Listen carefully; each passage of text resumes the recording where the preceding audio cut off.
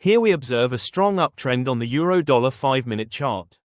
Using the Fibonacci retracement tool, we draw it from the beginning to the end of the latest impulse leg and place a buy limit within the golden zone.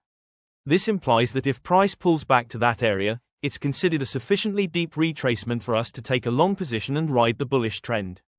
But unexpectedly, the price drops, and the trade results in a loss.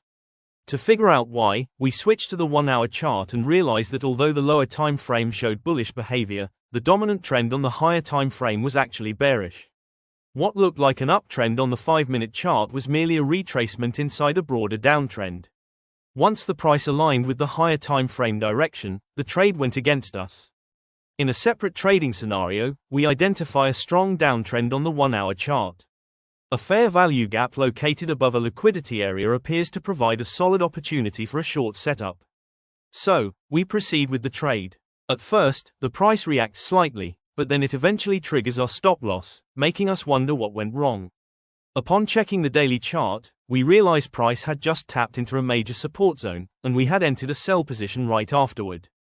This suggests we were trading against a possible higher time frame reversal, which likely invalidated the trade. So, how do we prevent such errors?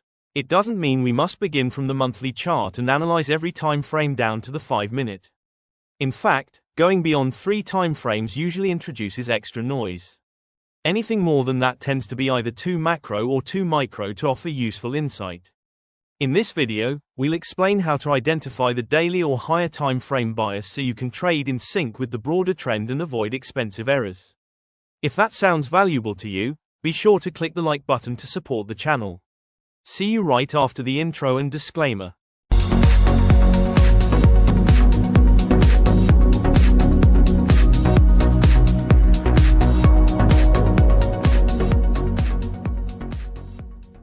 There are 3 categories of time frames that we work with.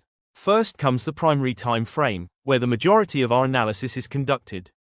This involves determining market structure and direction, locating liquidity areas and inefficiencies, and ultimately defining the trade zone. If further confirmation is required and we're not fully certain about executing the trade, we can shift to a lower time frame to gather extra clues. For instance, if we've outlined a demand zone on the 1-hour chart but want stronger confirmation, we can drop down to the 5-minute chart to observe how price behaves around that level. Price action cues like long wick rejections or the formation of a double bottom can act as solid confirmations that the area is holding. These lower time frame indications can boost our confidence to take a long position. On the flip side, it's equally crucial to examine the higher time frame to gain a broader perspective and ensure our trade idea matches the larger trend. For instance, the ideal setup is when both higher and lower time frames are showing bullish momentum. Another reliable scenario is when a shift in structure on the lower time frame occurs precisely at a key level drawn from the higher time frame. That leads us into the main topic of this video, which is how to assess the higher time frame to identify the daily bias.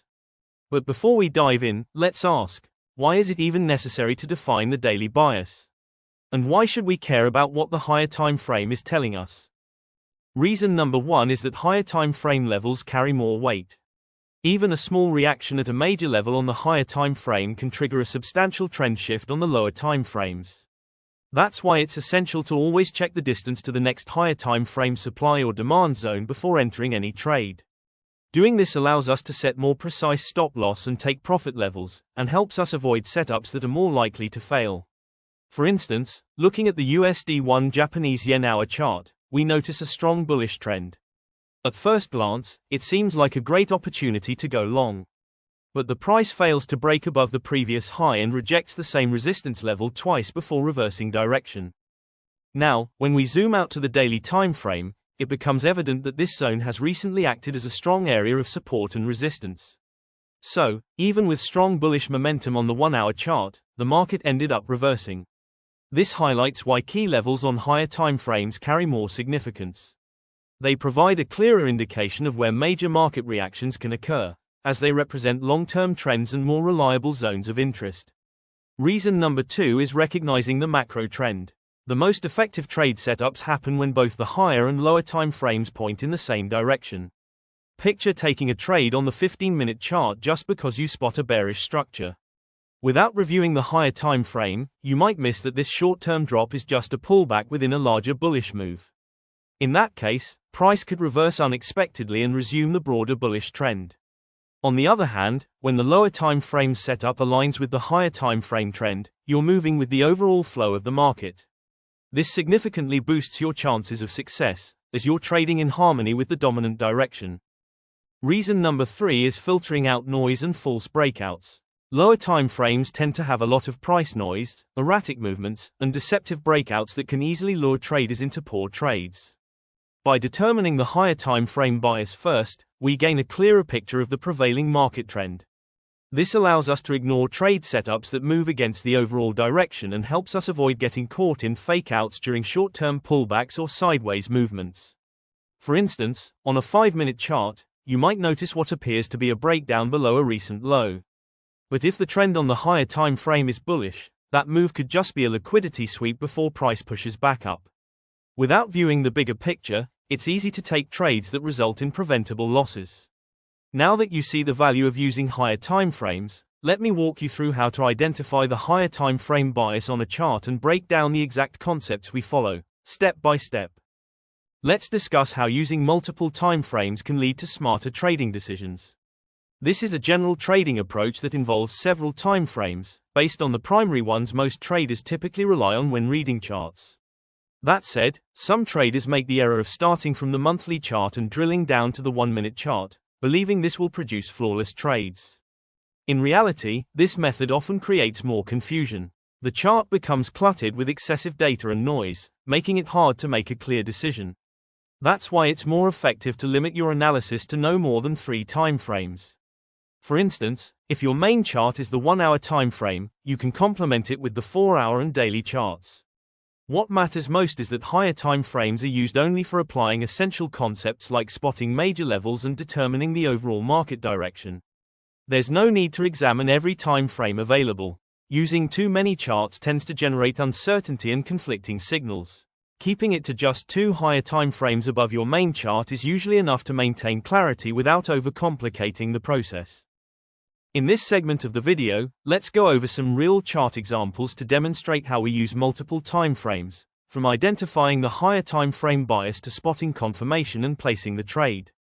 The time frames we'll be working with in this analysis include the 1-hour chart as our main analysis time frame, the 4-hour and daily charts as our higher time frames, and the 5-minute chart for confirmation and trade entry if needed. Here we have the euro-dollar on the 1-hour chart. The structure shows a clear bullish trend, with price consistently breaking above previous highs, exactly the kind of market behavior we want to trade. If the market looks indecisive or messy, it's better to move on to another pair or just close the chart and come back the next day. There's no need to trade every day, and taking more trades doesn't guarantee more profit. So, the 1-hour chart shows a bullish trend, and we're only looking to take buy setups on this pair. But we can't jump in just yet because price has already pushed up sharply and might pull back soon. That's why we need to wait for a retracement to enter at a better level. Now the key question is, where is the ideal entry area? Looking at the latest impulse move, we can spot a fair value gap. We'll mark the candle that created this gap as our order block zone, since there's a higher probability of a reaction if price revisits that area. To confirm this, we apply the Fibonacci retracement tool from the beginning to the end of the impulse move. It's clear that this zone aligns with the golden ratio between the 618 and 786 levels, which is a strong area to consider for potential buy entries. All of this points to the idea that we should remain patient, wait for a pullback, and look for long entries once price returns to our marked zone. Now, let's switch to the higher time frames to make sure our setup fits within the larger market context. So, let's move over to the 4-hour chart. We want to keep our trading simple, so on the higher time frame, our focus is only on determining the overall market direction and marking key structure levels. Here, we can see that price was previously in a long-term downtrend, but that scenario has now shifted. The market has broken above trend lines and cleared key supply zones, signaling strong bullish momentum. In short, the 4-hour chart also supports a bullish outlook and confirms the current uptrend. Now let's pinpoint the significant levels where price has recently shown a reaction. Near the current market position, we can identify 2 key zones that have acted repeatedly as support and resistance. Further above, there's also a strong resistance area that has rejected price twice in the past and marked a major reversal point on the 4-hour structure. This makes it a high probability reaction zone, and the price may respond once more if it revisits that level. This implies that if we enter a long trade, our longer-term target would be that upper resistance zone. But for now, there's still a good amount of space for price to move upward before hitting that key area. Taking everything into account, the higher time frame analysis lines up perfectly with the picture we've built from the lower time frame. So, let's go back to the 1-hour chart. Now that the higher time frames also confirm a bullish trend, it's logical to look for a buying opportunity at the order block, with the stop loss placed just below that zone. Still, we can refine our entry by switching to the lower time frames to watch how price reacts at the order block, which can give us extra confirmation and boost our confidence in the trade. The first step is to wait for price to approach the zone. Next, switch over to the 5-minute chart. The only thing we're looking for here is a clear response from the zone. This could be something as simple as a long wick rejection off the area, which is enough to indicate buying interest. If that happens, we enter the trade at the close of the rejection candle and place our stop loss just below the wick. However, the stop loss shouldn't be set too close. We want to give the trade enough space to move naturally without being taken out by regular market noise. By using multiple time frames in combination, we manage to align the larger trend with a well-timed entry, increasing the chances of success and boosting our confidence in the setup. Now, let's go through another example. On the pound-dollar 1-hour chart, we can clearly observe a downtrend. The most recent impulse move has left behind an imbalance and also created equal highs, indicating that liquidity has built up above that level. We can identify the brief consolidation just before the imbalance as a supply zone. As smart money traders, we understand that if price retraces above the equal highs, grabs the buy-side liquidity, and taps into the supply zone, it presents a great shorting opportunity. So, we can place a sell limit at this zone and set our stop loss just above it. But before taking the next step, let's review the higher time frame to understand the broader context. Looking at the 4-hour chart, we can see that price has reached a strong support zone. This level has been tested multiple times in recent sessions. It has consistently acted as a turning point, and the price movements away from this zone have been aggressive, clear signs of a significant higher time frame level. This suggests that now, as price revisits the area, the probability of a bullish reaction increases. Despite the bearish setup visible on the 1-hour chart, this support zone has enough strength to potentially drive price higher. So, when we return to the 1-hour chart and revisit the setup we spotted earlier, it becomes clear that taking this trade would carry a lot of risk. And as we play the price forward, you'll notice how strongly it reacted to the higher time frame support, breaking through our stop loss levels and then reversing direction. This example clearly shows why it's essential to always review higher time frame zones before executing a trade based solely on a lower time frame setup. Incorporating multi-time frame analysis into your strategy helps you steer clear of trades that may look ideal but actually conflict with the broader market movement. Alright, traders, that wraps up this video. Thanks for tuning in.